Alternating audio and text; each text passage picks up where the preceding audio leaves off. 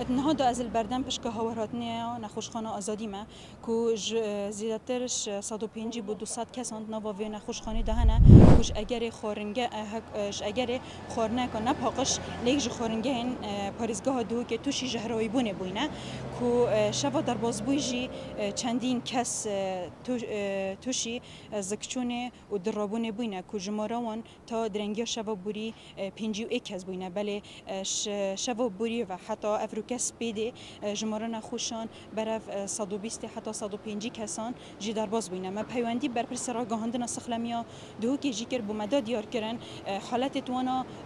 روش و تندرستی وانا کویا باشه بله با ابتنه پیتوی بسلانه که هنه و علاج خونو که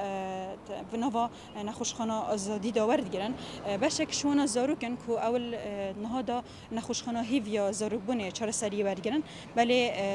بشک شونا درکدینه و بشک شونا نکات نوا نخوشخانه دانه بله بگشتی روش و تندرستی هر نزدیکی اگه مداد دیار کنجی 120 بو 150 حتی 200 کسانجی توشی زکچونه بوینه الویره مدوید دم دیار کنجی اول شوا بوری وره لجنین دیفچونا تندرستیا دهوکه کو دو خورنگه گرتینه بله تنی اول یتوی خورنگه هنه اول ایواریادی هاتیه گرتن